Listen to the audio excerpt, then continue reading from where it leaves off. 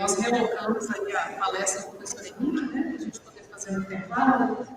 Então, agora nós vamos seguir nossa programação com a apresentação do professor Henrique Rezende Martins.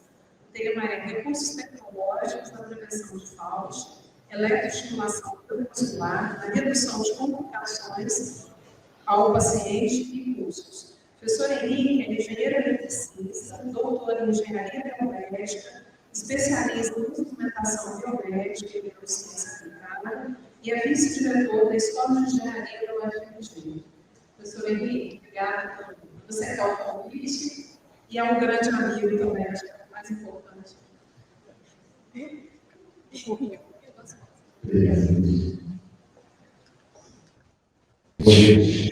Boa tarde, ainda, né? Estamos à tarde ainda. Queria agradecer a vocês, primeiro, por doarem o tempo de vocês e parabenizá-los. Final de período, todo mundo cansado. Estamos aqui, buscando conhecimento. Então, isso é muito louvável. Já antecipo meus agradecimentos por doarem esse tempo de vocês. E parabenizo também. Mas eu queria fazer um agradecimento especial para essa mesa, para os meus parceiros de pesquisa de muitos anos.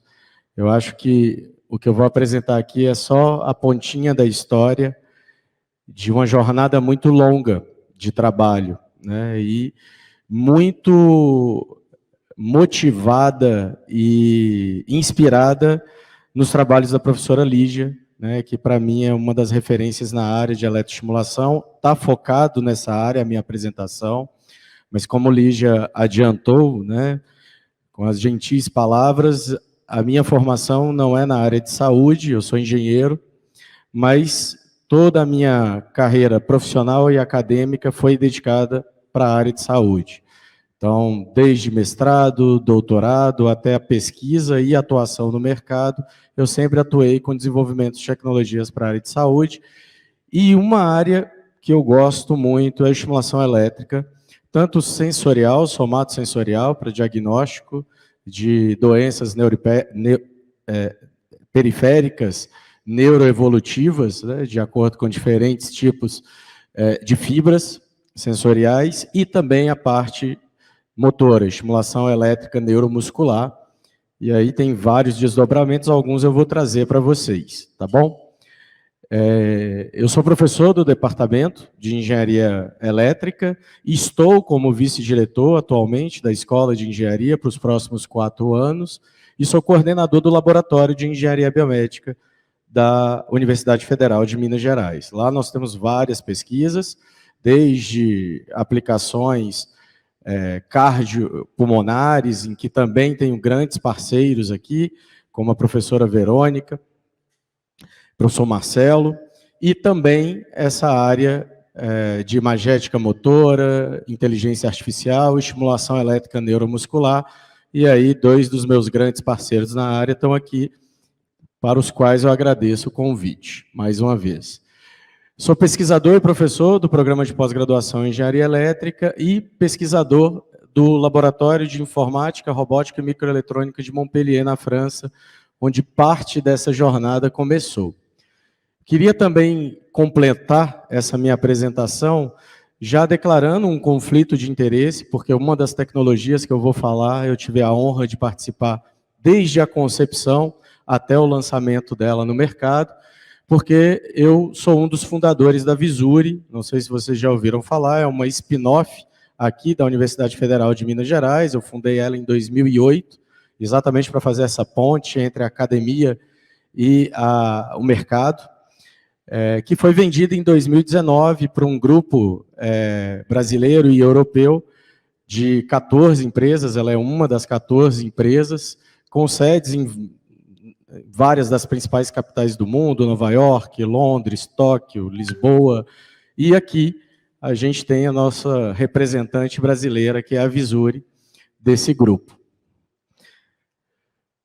O tema de hoje, né, antes de entrar nas tecnologias, eu também não vou me ater só ao requer, eu acho que sempre que eu assisto uma palestra, gente, eu tento tirar pelo menos 3 coisas dessa palestra, porque ainda mais depois de um dia inteiro de palestras, fica cansativo. Eu tento escolher 3 principais coisas. E eu vou sugerir que uma dessas coisas é que vocês passem a reavaliar o que vocês entendem sobre estimulação elétrica neuromuscular. Eu espero que até o final dessa minha palestra, vocês consigam entender que hoje em dia, através do que a gente tem chamado de geração 3 da tecnologia de estimulação elétrica neuromuscular, estão aparecendo muitas oportunidades para a área de fisioterapia, muitas novas oportunidades de atuação e que vocês precisam se empoderar, tomar posse dessas novas aplicações, porque senão outras áreas e outras,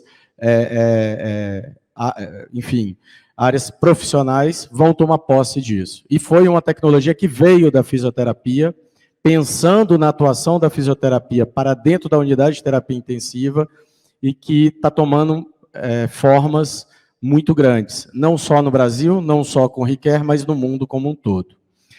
E o principal tema que ela vem ressignificar sua aplicação é a imobilidade severa. Eu estou falando aqui especificamente, vai ser o foco, porque é o foco do nosso evento, da imobilidade vivenciada e experimentada nos leitos de terapia intensiva, nas unidades de terapia intensiva. Mas isso também afeta outras populações, como lesionados medulares, como idosos, através de desdobramentos como sarcopenia, osteopenia, e que essas novas tecnologias elas têm tido resultados muito impactantes, como outras desordens neuromusculares, por exemplo, Guillain-Barré, ou mais o sistema nervoso central, como as sequelas decorrentes de AVC, têm tido resultados muito interessantes. Eu vou mostrar algumas coisas para vocês aqui. Bom, falando da fraqueza adquirida na unidade de terapia intensiva, na verdade, isso tem uma incidência altíssima de polineuromiopatía, que leva à fraqueza muscular adquirida. Isso, de partida, vai provocar uma perda de massa muscular e uma série de desdobramentos negativos que vão impactar diretamente em muito do que foi falado até agora. Na condição que o paciente vai sair, no tempo que ele vai ter que ficar internado e, principalmente, em desdobramentos negativos funcionais daquele paciente. Mas existem outras coisas, existem evidências científicas nível A que a incidência da fraqueza muscular adquirida aumenta o tempo de ventilação mecânica, aumenta o tempo de internação, tanto na UTI quanto hospitalar, de modo geral, aumenta as taxas de reinternação exatamente pela condição que o paciente sai. E, gente, para quem já está no mercado atuando e para quem está indo, se tem uma pressão que existe hoje na área hospitalar é pela deshospitalização. Isso é uma pressão real e ela só tende a aumentar. Deixar um paciente ir para casa em condições não ideais impacta diretamente na questão da reinternação. E isso tudo vai impactar em gastos. E aí eu trouxe alguns números para vocês verem como isso é impactante. Gastos tanto dentro do hospital quanto pós-alta. E as operadoras de saúde já estão em busca de profissionais que tenham a capacidade de inovar e mitigar os efeitos deletérios desses gastos, né, financeiros e principalmente para a pessoa, para o paciente, para a experiência do paciente. Bom, em 2011, um estudo norte-americano classificou a polineuromiopatía e a consequente fraqueza muscular adquirida como um problema de saúde pública, exatamente por todos esses desdobramentos negativos. Desde então, começou uma corrida na área da pesquisa para tentar achar soluções, algumas já foram apresentadas aqui, para combater esse problema, que é grande, que é caro e que impacta diretamente na experiência do nosso fim, né, do nosso elemento final, que é o paciente. Uma delas é a mobilização robotizada. Existem várias tecnologias que surgiram a partir daí. Eu estou dando o exemplo da Motomed aqui, por exemplo, que mesmo quando o paciente não está colaborativo, através de movimentações por controle eletrônico e motores, ele faz essa movimentação, e também a mobilização manual. Só que os estudos mais recentes mostram que a mobilização, mesmo quando robotizada e numa escala muito alta, tem repercussões positivas sim, do ponto de vista da lubrificação articular, do ponto de vista da circulação, do retorno venoso, mas não tem impacto nenhum no combate da polineuromiopatía e da fraqueza muscular adquirida, e algumas coisas a gente vai ver o porquê. Outros grupos, por sua vez, usaram um racional diferente. Se eu quero efetivamente evitar aquela perda de massa muscular, evitar aquela fraqueza, eu tenho que evocar contrações involuntárias. E aí nós temos o conceito básico da estimulação elétrica neuromuscular. Isso existe há décadas, que é exatamente eu hackear o sistema, bypassar o comando que vem do sistema nervoso central, do cérebro, e despolarizar a fibra eferente pré-motora, antes da fibra muscular, para poder fazer essa contração. Então, eu engano o sistema, em vez de vir um controle, um comando do sistema nervoso central, eu despolarizo a fibra e evoco uma contração involuntária. Um racional fantástico.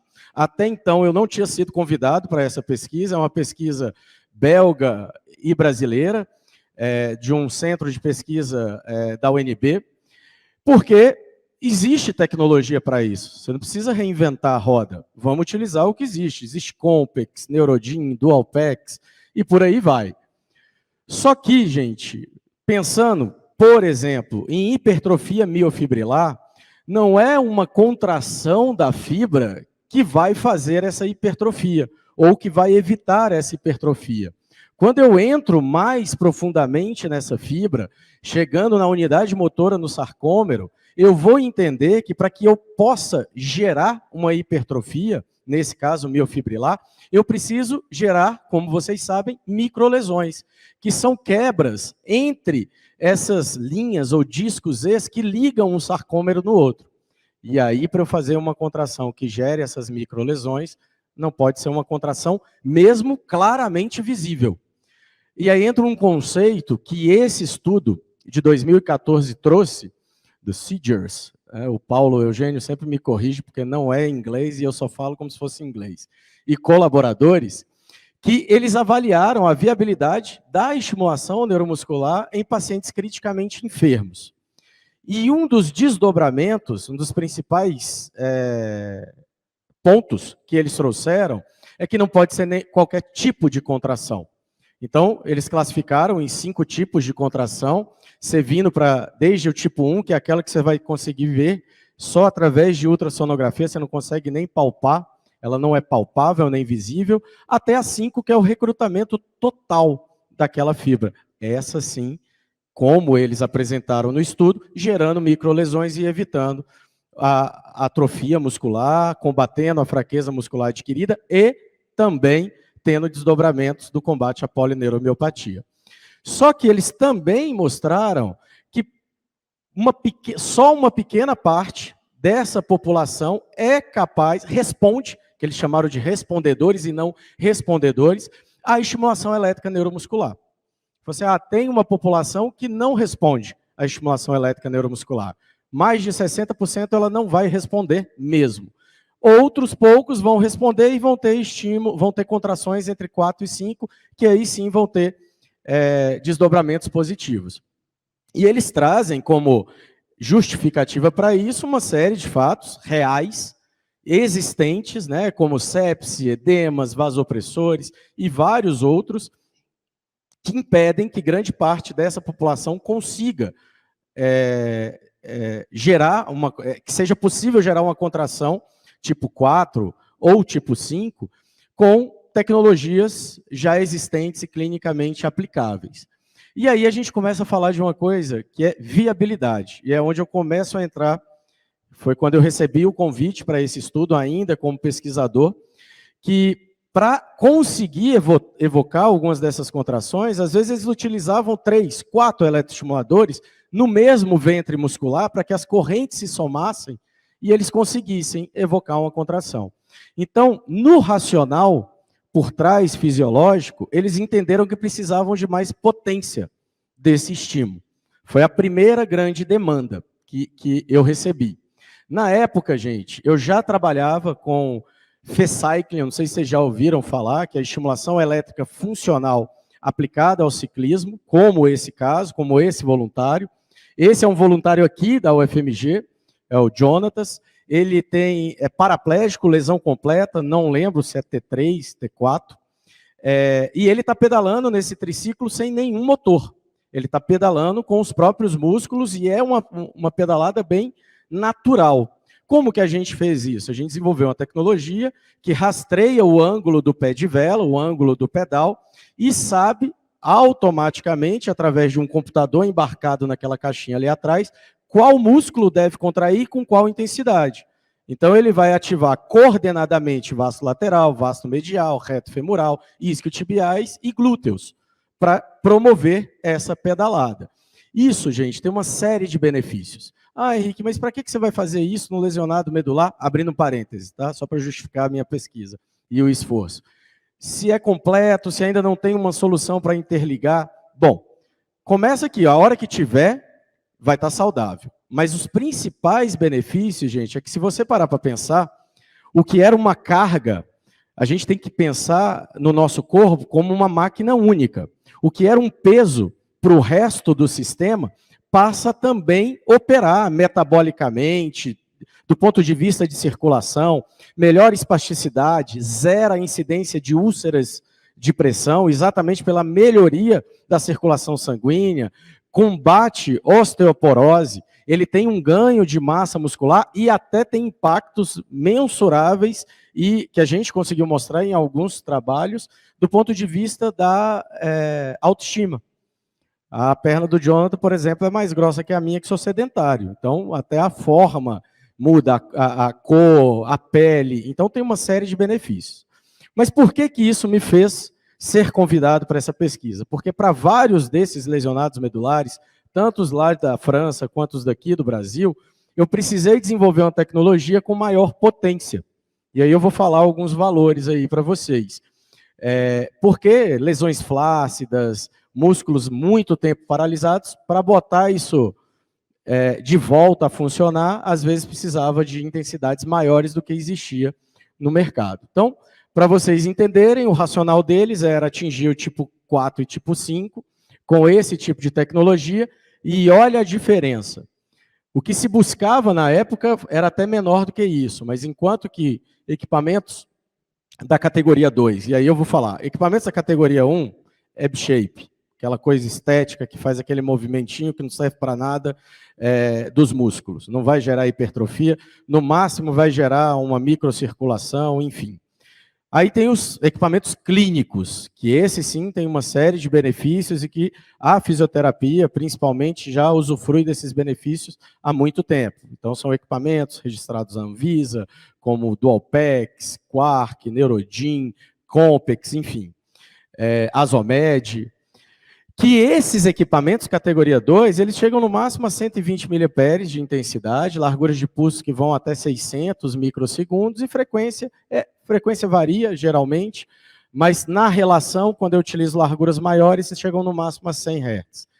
Para necessidades que podem chegar a 10.000 microsegundos. Para vocês terem ideia, tem pacientes internados no Albert Einstein que a largura de pulso ideal para eles é 30.000 microsegundos, dado o tamanho da desordem neuromuscular, de excitabilidade neuromuscular que ele está enfrentando.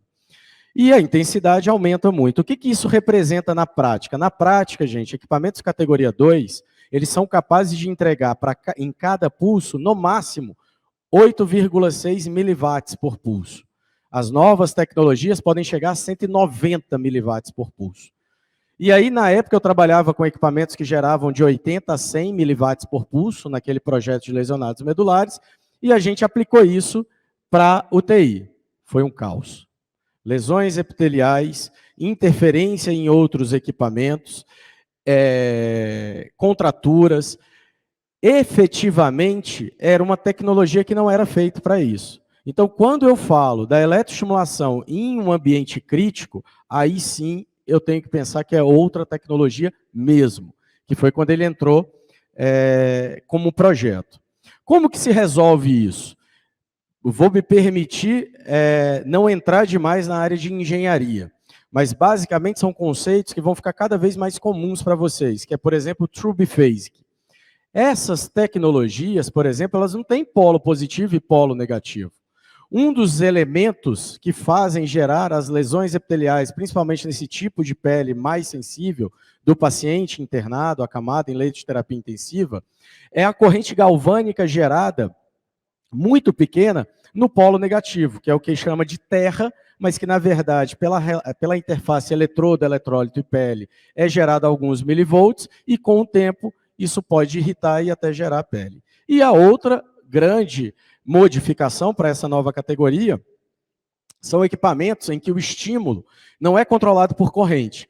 Os primeiros eletroestimuladores, o estímulo nem controlava a corrente, eram equipamentos que controlavam a voltagem, na verdade a tensão elétrica, mas eu vou me permitir falar voltagem aqui. Ele não sabia quanto de corrente ele estava entregando. Se aumentava a impedância, se diminuía, se estava com pelos, mais ou menos tecido adiposo, edema ou não, ele não conseguia te garantir quanto de corrente que ele entregava. Evoluímos, chegamos a equipamentos que controlam e garantem automaticamente a corrente que eles entregam. Eles variam a voltagem aplicada para garantir que eles estão entregando essa corrente. Só que agora, para esse contexto, para essa nova geração, é necessário o controle da densidade de corrente. E aí eu consigo mostrar para vocês facilmente por que é importante controlar isso. É só eu instanciar um outro equipamento médico, o bisturi elétrico. Como que o bisturi elétrico funciona? Por corrente elétrica, da mesma ordem de grandeza dessas que eu estou falando para vocês. Só que eles concentram toda aquela corrente em um ponto tão específico que ele pulveriza as células, fazendo a incisão com a cauterização. Então, quando eu concentro a corrente em pontos específicos, eu gero lesões. Então, eu tenho que controlar como que essa corrente é distribuída ao longo do eletrodo. Isso é o que a gente chama de controle de densidade de corrente. Além disso, gente, a gente tem que lembrar que é um novo conceito, que era um dos grandes paradigmas da estimulação elétrica. Eu só posso fazer estimulação elétrica em paciente desperto, colaborativo, porque qualquer coisa ele vai me avisar. Se está doendo, se está queimando, e, inclusive, sobrecarga. Eu não estou contraindo muito forte para gerar hipertrofia miofibrilar, microlesões, eu posso gerar uma sobrecarga metabólica, que pode levar a uma rabdomiólise. Então, eu também tenho que olhar isso. Eu tenho que olhar não só para a pele, mas para o sistema. Quanto de carga que eu estou aplicando. Eu tenho que controlar isso. Qual que é o número de contrações. Por quê? Quando nós fazemos um overtraining na academia, o que impede a gente de continuar fazendo são as dores. Ele não está desperto para sentir essas dores. Então, eu tenho que ter tecnologia por trás para fazer isso. E, por fim, interferências em outros equipamentos. Então, hoje, aqui no Brasil, por exemplo, o Requer é o único equipamento autorizado pela Anvisa a entrar no leito de terapia intensiva. Nós ficamos 8 meses para poder aprovar isso. Porque a gente não pode permitir, o que a gente chama de imunidade, que ele gere interferência eletromagnética nos outros equipamentos, seja pelo ar ou seja pelo cabo dele conectado na tomada. Então, todas essas preocupações, elas foram levantadas desde o dia 1, de acordo com o propósito de uso. Se o propósito de uso é para um paciente desacordado dentro de um leito de UTI, cheio de outros equipamentos de suporte à vida, você dobrou a aposta. Você realmente aumentou o desafio. E é exatamente esse um dos propósitos e um dos grandes diferenciais dessas novas tecnologias. Não só do Requer, que é a tecnologia, com muito orgulho brasileira, que vem para tentar resolver isso, com 12 canais, com controle de densidade de corrente, já aprovado para o propósito de uso dentro do hospital, dentro da unidade de terapia intensiva, totalmente conectado com a internet, já compatível com a nova era, e se adequem e procurem saber sobre isso, Saúde 4.0. Inclusive, recentemente, a telesaúde, ela foi habilitada para outras profissões, né? Não é mais só telemedicina, é telesaúde, inclusive para enfermagem, quem sabe daqui a um tempo também para fisioterapia, já vem compatível a isso, totalmente computadorizado. A maioria dos estudos, gente, tem mostrado, não só com o Riquet, com vários outros equipamentos, que se a variabilidade intra-indivíduo, de um músculo para outro, já é enorme, e cada músculo vai precisar de uma dosimetria e de um protocolo terapêutico diferente, imagina de um paciente para outro. Então, as terapias do futuro, na verdade, do presente, já do presente, elas são direcionadas. Você não pode mais fazer protocolos genéricos para uma pessoa ou para outra. E mais que isso, elas são específicas para cada necessidade de cada paciente, para cada grupo muscular e em um determinado momento da jornada terapêutica dele. A necessidade terapêutica dele no dia 0 é diferente da necessidade terapêutica dele no último dia.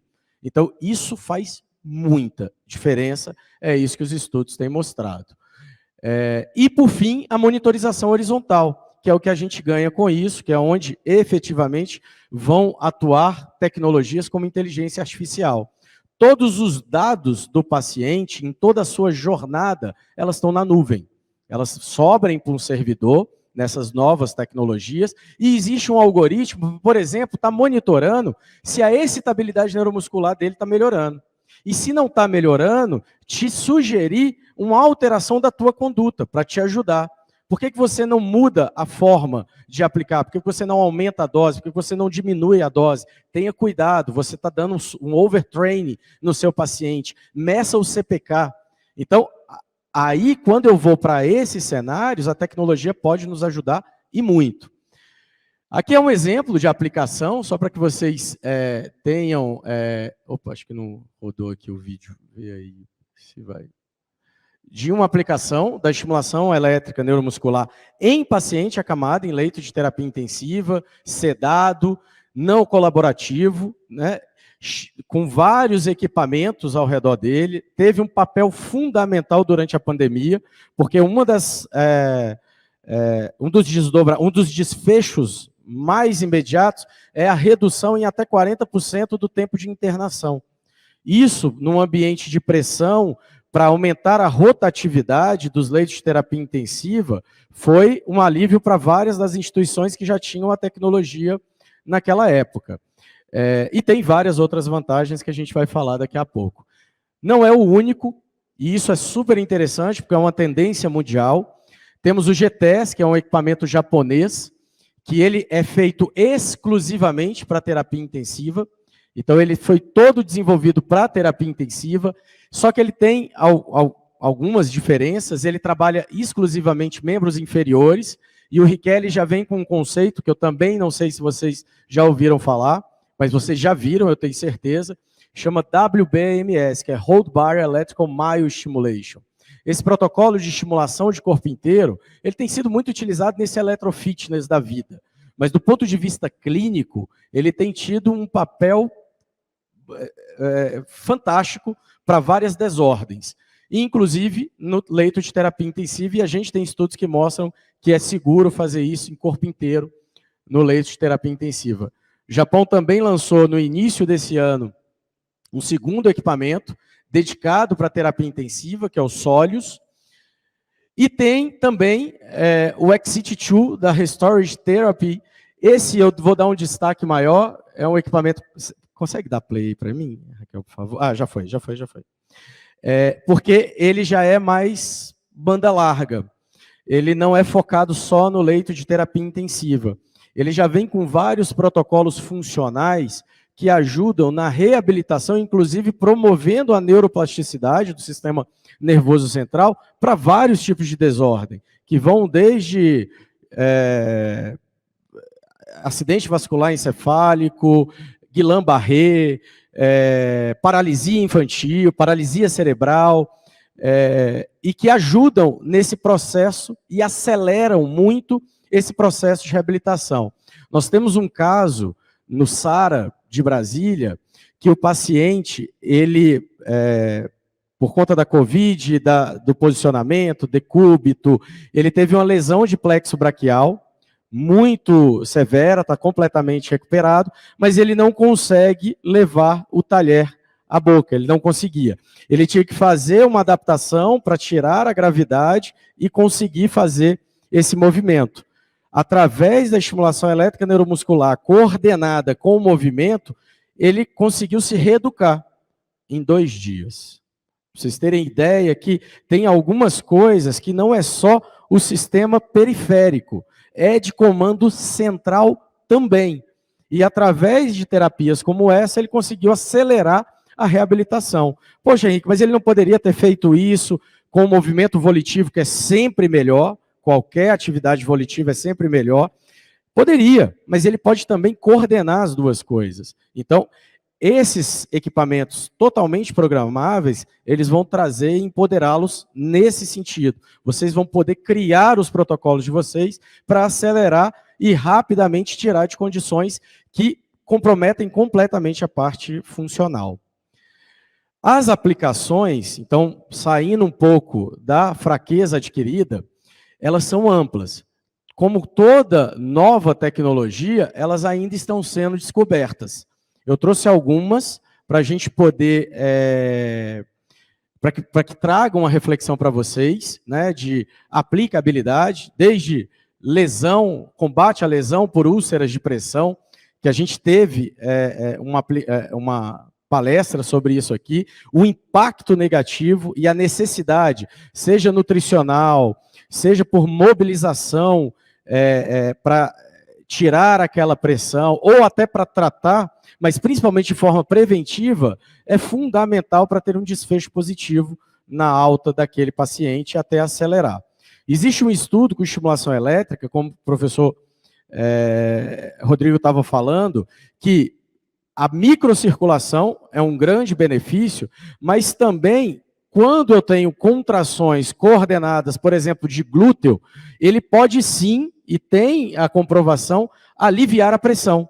Eu posso fazer contrações coordenadas e alternadas, bilaterais, para que isso aconteça e também gere movimentos involuntários, enquanto ele não está sentindo a dor, a paresia, por estar muito tempo na mesma posição e fazendo isso. Inclusive, existem protocolos que estão sendo feitos pela equipe científica e desenvolvimento da Visuri, que combinam isso com a acelerometria, que é um sensor que sabe em que posição que ele está e quanto tempo ele ficou naquela posição, e automaticamente disparam contrações para tentar fazer essa movimentação. Então, existem formas que a tecnologia pode combater vários dos problemas que não só aumentam os gastos, mas também pioram muito os desfechos dos pacientes. E vocês precisam ficar muito atentos a isso. Mas outros grandes desfechos por exemplo, para geriatria, sarcopenia, osteopenia. Existem várias e várias aplicações que mostram isso. Eu trouxe alguns exemplos disso para que vocês vissem e o impacto que isso tem no tempo de reabilitação, dessa estimulação coordenada com protocolos de mobilização, e como que isso faz diferença para a vida daquele paciente. De novo, gente, com doses adequadas para cada músculo. Por exemplo, esse paciente da direita, que vocês estão vendo a evolução, no início da terapia, o principal problema que ele tinha era a assimetria da excitabilidade neuromuscular. Ele tinha, por exemplo, cronaximetria em músculos do hemicorpo direito dele, que chegavam a 60 mil microsegundos, enquanto do esquerdo estavam normais, abaixo de 1000 microsegundos. Então não tem como eu tratar da mesma forma, mas que essa desordem e essa assimetria, ela traz um impacto direto na parte funcional. Então eu tenho, inclusive, podendo gerar um prejuízo na parte que já estava saudável. Então, várias dessas condições, elas podem e devem ser tratadas com o apoio dessas tecnologias que estão chegando aí. Outra aplicação importantíssima é o screening através do eletrodiagnóstico de estímulo, algo que existe há muito tempo, mas que está tomando novas formas, principalmente dentro da unidade de terapia intensiva. Uma das grandes dificuldades dos neurologistas é levar um eletroneuromiógrafo para dentro da unidade de terapia intensiva, para fazer medições da ordem de microvolts num ambiente completamente ruidoso, porque ele não foi feito para aquele cenário, mas eu não preciso dessa especificidade toda, eu não preciso ver a velocidade da condução, eu não preciso... um screening sobre a excitabilidade neuromuscular, através da cronaxia, do índice de acomodação ou da curva D, já traz muita informação. E o mais importante, é um processo não invasivo, diferente da eletroneuromio, que em várias das suas aplicações utilizam agulhas, que é uma barreira para quem está acamado no leito de terapia intensiva, eu posso fazer isso com eletrodos ou com uma caneta, como essa. E eu posso identificar por músculo e avaliar a evolução. Também está na mão de vocês, e vocês também podem acompanhar a evolução, vendo a incidência da polideuromeopatia nessa população. Lesionados medulares, como eu falei para vocês, né, alguns dos usuários, pacientes, enfim, têm não só um ganho da massa muscular, mas vários desdobramentos, como eu citei para vocês. Existem várias outras tecnologias que coordenam já no mesmo equipamento a estimulação elétrica neuromuscular com essa ciclagem, né, com esse processo cíclico, né? E as evidências são muitas, né? Existem vários artigos, eu convido-os a seguir o Instagram do Dr. Paulo Eugênio, ele faz uma abordagem só sobre estimulação elétrica neuromuscular, mas só com evidências científicas, de uma forma muito lúdica e muito didática, acho que é @Paulo Eugênio, @Silva Paulo Eugênio, e tem para várias aplicações, né? Desde UTI, geriatria, pediatria, enfim, já avaliando essa abordagem nova, né, dessas novas aplicações. Mas eu trouxe uma, que foi a mesma que a primeira palestra trouxe, de 2020, do Liu e colaboradores, que fez uma meta-análise, e que, na meta-análise, eu chamo a atenção a esses dois indicadores em dias de redução de tempo de internação na UTI e internação hospitalar, que foi utilizado pelo Ministério da Ciência e Tecnologia, num estudo, para projetar a economia só baseado nesses ganhos para o SUS. Em um ano, isso pode passar de 2 bilhões de reais, com uma intervenção de um trabalho que pode vir de vocês.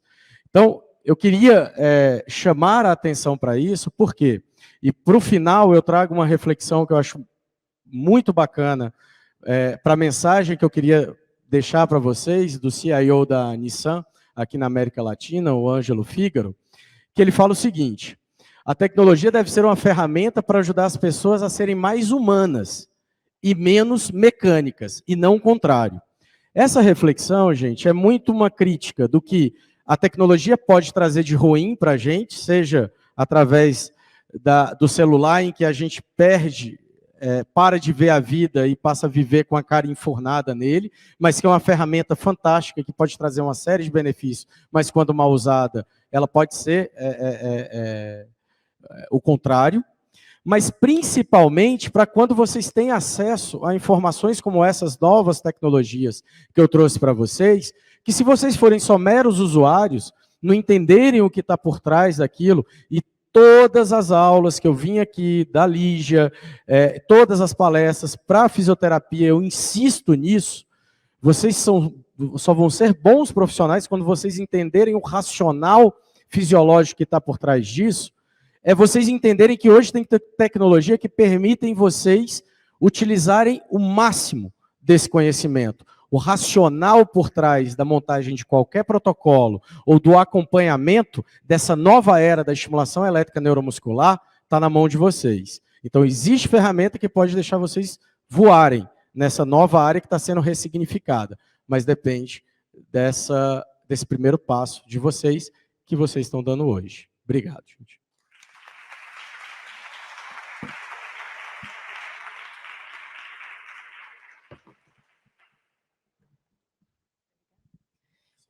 Gente, nós vamos abrir, eu acho que deve ter alguma pergunta, né? Imagino.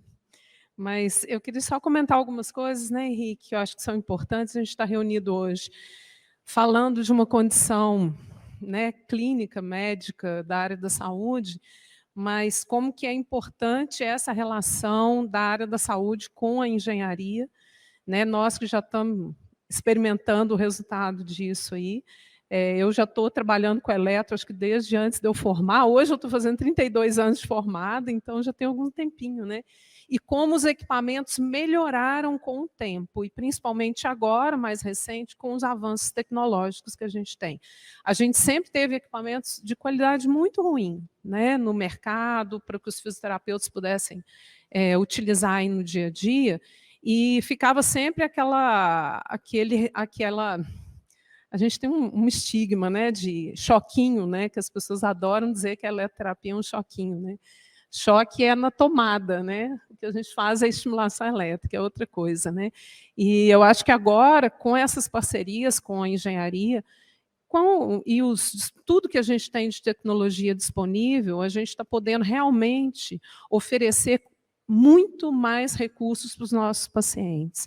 E é o que você falou, assim, o fisioterapeuta não pode mais ficar longe disso, né? A gente achar que inteligência artificial é algo da ficção científica, né, lá daqueles filmes de 2050, não é mais, né, isso já está presente no nosso dia a dia. Cada vez mais o profissional vai ser chamado a entender disso, não correr, né, desses recursos, e a gente não tem que correr mesmo, não. Não para nos substituir, como você falou, mas para a gente oferecer melhores recursos para os nossos pacientes.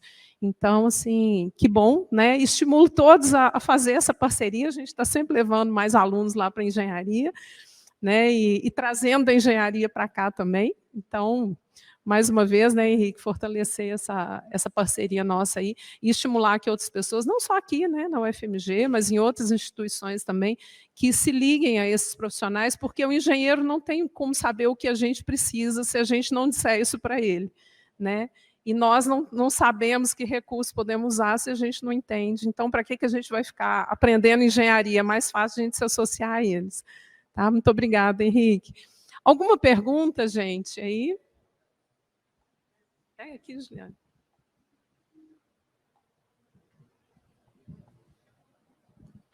Parabenizar. A gente viu que tem um investimento, se a gente investir, que economiza 2 bilhões. O investimento que eu tenho que fazer para, digamos, do aparelho, né? Quanto seria? E você colocou um pedalando. Você já colocou um andando?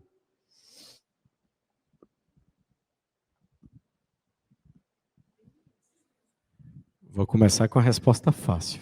A última é muito difícil, mas eu vou te falar também. Bom, por exemplo, para atingir aquela economia em um ano, seria necessário um investimento do Sistema Único de Saúde de 380 milhões. Então, a conta fecha muito fácil, né? Por quê, gente? Não assim, até corrigindo, né? Corrigindo não, completando. Se tivessem me pedido, tivessem me demandado para eu desenvolver uma tecnologia como o RIQUER antes de 2014, eu não conseguiria. Os recursos tecnológicos que permitiram chegar nessa tecnologia, eles também são recentes. Mas também não é uma tecnologia nova, é uma tecnologia patenteada, mas também não é uma tecnologia de outro mundo. É uma técnica que todos vocês já conhecem. É a forma com que eu aplico a técnica, é a forma com que a tecnologia me permite aplicar a técnica e o ambiente que ela me permite, porque antes eu não podia. Se vocês olharem, por exemplo, os equipamentos clínicos, a maioria deles, por não ter o propósito de uso dentro da unidade de terapia intensiva, deixa muito claro, não utilize perto de equipamentos de suporte à vida. E é muito óbvio isso, gente. Se você utiliza, a responsabilidade é sua. Se alguma intercorrência ocorrer, a empresa está protegida, porque ela não desenvolveu tecnologia para permitir ficar lá. Foram 3 anos e meio para chegar nessa tecnologia. E um dos principais elementos um dos principais pontos de desenvolvimento foi esse, né? Então, é um investimento que fica muito abaixo do benefício. E eu estou falando de benefício financeiro. A gente chama no mercado de ROI, né, que é o retorno ao investimento. Ele é atingido muito rápido, Então, para atingir uma economia de 2 bilhões... Henrique, por que isso não está amplamente no SUS? Já está no SUS. Por que não está amplamente no SUS? Porque aí entram outras coisas como política, politicagem e outros interesses que, inclusive, o compliance da empresa ele não vai permitir de forma alguma, né? Ainda mais compliance vindo de grupo europeu, estrangeiro, enfim, não passaria. Mas existe sim esse estudo, hoje tem um apoio muito grande do MCTI, o MCTI está pagando uma pesquisa na USP para mostrar esses números, porque eles acreditam que esses números que eu mostrei de economia são baseados em tecnologias amplas e muito num ambiente controlado de pesquisa. É a diferença entre eficaz e efetivo. O eficaz, eu vou pegar a Raquel, que é minha aluna de doutorado, mais um aluno de mestrado, mais uns 3 de iniciação, vou botar todo mundo em cima do paciente para atingir um resultado. Ok. É diferente, por exemplo, da pesquisa da professora Lígia. Vai na rotina e vamos ver qual que é o resultado. É muito, só que avaliando alguns desfechos, é muito o que o MCTI está vendo lá no INCOR, na USP, coloca na rotina, com todos os problemas que existem. Por exemplo, falta de eletrodo. Como é que isso vai desempenhar? Qual que é a efetividade disso? Por quê? Ela quer ter esse número para a nossa realidade, para poder ir lá e pedir uma aplicação ampla disso. Com relação à eletroestimulação, que a gente chama de phase walking, é uma terapia muito mais complexa, mas sim, ela existe, e existe inclusive para o RIQUE, através de exoesqueleto robótico, porque a marcha é infinitamente mais complexo do que a pedalada. Porque você está controlando em 3 eixos, tem a gravidade, tem equilíbrio. Então, em um cenário controlado com exoesqueleto, como tem no INREA, na rede Luci Montoro, lá em São Paulo, aí é possível fazer. O que a gente recebeu recentemente o convite é para trabalhar em um projeto de implantação de eletrodo na medula. Então, a gente vai entrar com um protocolo de reabilitação pré-cirurgia para fortalecer, colocar ele em condições minimamente favoráveis para o implante e depois, no pós, para promover a neuroplasticidade que existe desde a medula até o sistema nervoso central, para aí sim tentar fazer ele voltar a andar, mas aí muito pela reconexão, né? Eu não sei se vocês já viram, recentemente foi implantado 9 pessoas, 3 voltaram a ficar em pé, dá passos nas barras laterais. Então, esse projeto, sim, a gente tem. Mas com a estimulação elétrica transcutânea, só no processo de reabilitação, não funcional, né? Não como tecnologia assistiva, tá bom? Mais alguém, gente? Acho que tem um tempo, né? Próximo. Não? Vamos virar a câmera. Claro.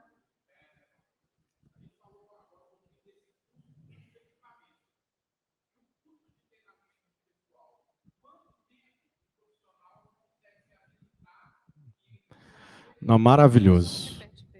Maravilhoso. Eu vou repetir sua pergunta porque ela é chave. A pergunta é assim, tá, o custo com a tecnologia é X, mas e o custo com o RH? Com o treinamento das pessoas para que elas cheguem a esse ponto? Bom, gente, isso é um desafio. O que a gente tem feito? A gente criou uma educação continuada, então acho que inclusive tinham, eu não sei se o pessoal da Physics que está aqui, que é representante da empresa aqui na Grande BH, Ivan está ali, Matheus está ali, eu acho que eles têm alguns cursos, algumas bolsas para dar, foi criado um curso de 20 horas, só com suporte neuromuscular avançado, só com racional por trás disso. Hoje, ela é tema de pós-graduação na USP, pós-graduação na Unifor.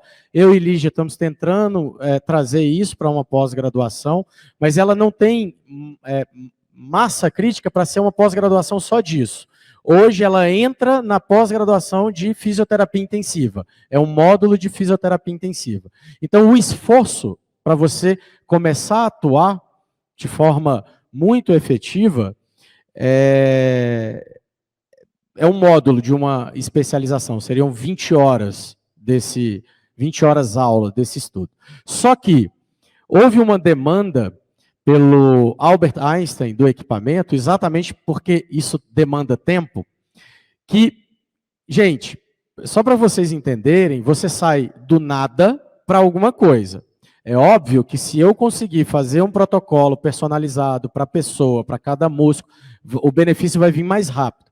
Mas se eu fizer eletroestimulação, mesmo em um protocolo fechado, ele tem resultados também incríveis. Então, o que foi feito a partir dessa demanda do Albert Einstein? Foi criado 2 módulos no equipamento. Existe o módulo Expert, que aí, só para vocês entenderem, é quando você manda no equipamento. Você vai mandar ele fazer exatamente o que você quer. E existe o módulo Professional, que é o contrário, ele vai te orientando. Faça isso, faça isso, faça isso, faça isso. E existem, acho que 12 ou 14 protocolos até estimulação diafragmática, para diminuir tempo de ventilação mecânica. Existe, por exemplo, o F-Cycling, para você colocar ele naquele ciclo ergômetro, mesmo não colaborativo, e ele coordenar as estimulações e fazer a pedalada ainda naquele pequenininho que você leva, pode levar quando ele está desperto, você pode fazer isso. Então, existem protocolos já para te orientar ali, porque ele é uma workstation, né, um computador, ele vai te orientando, coloca o eletrodo aqui, já está tudo parametrizado até você dar o play. Então, é possível já começar. Inclusive, a gente tem visto que, quando a pessoa começa pelo professional, ela aproveita muito mais a experiência do expert, porque ela vai ver demandas, fala, poxa, mas esse cara eu não estou tendo resultado. É o não colaborativo, eu preciso de mais potência, eu preciso de um protocolo diferente, eu preciso de uma parametrização dos estímulos diferentes. Aí, quando a pessoa sente essa necessidade, aí é muito mais efetiva a formação. Mas são 20 horas esse primeiro módulo, né? Efetivo. É um curso online, tá, gente? É muito bom. É do Dr. Paulo Eugênio também, que é uma das grandes referências para a gente na área. Ele foi o pesquisador que motivou a minha pesquisa aqui, ele que veio com a demanda da UTI, ele fez o racional fisiológico por trás, viu que a tecnologia não atendia, foi para a Suíça, tentou desenvolver a tecnologia lá, olha que orgulho, não deu certo, e aqui a gente conseguiu fazer. Ele me encontrou na França, quando eu estava na França, trabalhando na França, mas a gente trouxe a pesquisa para cá e a gente desenvolveu aqui.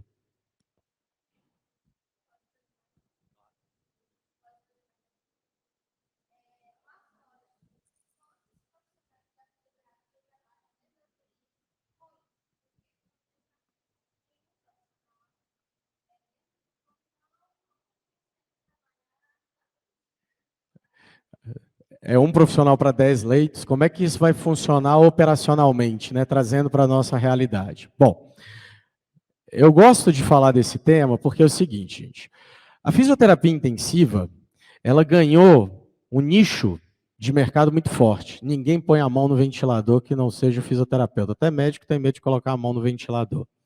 E isso, gente, é muito bom para a profissão, né? Você efetivamente é dono daquele cenário. Mas há uma supervisualização para aquele desfecho, para aquela... Vai aspirar, vai regular o ventilador. O que tem acontecido é práticas feitas como mobilização passiva, variação de decúbito, outras coisas que têm menos efetividade são substituídas. Ainda assim, porque tem protocolos de 15 minutos. De novo, eu saio do nada, você imagina, 40% do corpo da pessoa está sendo negligenciado. Ela está lá, parada. Então, isso tem impacto nutricional. Tem que haver, depois que ele começa a fazer, porque é diário as terapias, inclusive nos nossos estudos, teve voluntário que saiu mais forte do que entrou. Provavelmente era sedentário, ele tinha mais força quando ele saiu do que quando ele entrou. É muito diferente, é muito impactante o resultado. E aí vem a tecnologia, o Exit, o Requer, eles têm protocolos automatizados que você pode configurar, dar o play e vai fazer outra coisa. Vai aspirar, vai fazer outra, quando terminar ele alarma, se der alguma coisa errada ele para sozinho, porque ele está monitorando tudo para você. A parte de segurança, se a densidade de corrente está correta, se o eletrodo está conectado correto, se está tendo um overtrain, ele pergunta, por exemplo, se a pessoa tem marca-passo, se a pessoa é epilética, se é grávida, ele já vai fazendo esse racional todo para você, exatamente para simplificar, pensando nessa dinâmica. Lá fora, aí a gente tem que trazer uma reflexão. A fisioterapia brasileira é uma das fisioterapias mais desenvolvidas do mundo. Eu acho que a Austrália é mais, na Europa é quase que um curso técnico, então não compara, né? Então, provavelmente, a gente está entrando no mercado europeu agora. Lá vai ser só o professional, não vai ter muito profissional usando o expert da fisioterapia. A medicina lá, a neuro, o análogo à nossa fisiatria, que chama medicina, eu não lembro, funcional, enfim, é que tem tomado a frente disso, né? Aqui é diferente, aqui nós temos, por exemplo, essa escola, que é a melhor escola de fisioterapia do país, temos profissionais que têm capacidade de evoluir em cima disso. Estamos falando da terapia intensiva porque é o tema daqui. E expandam isso, gente. Abram a mente de vocês. Hoje tem tecnologia diferente para vocês fazerem coisas muito bacanas e muito diferentes aí. Tá?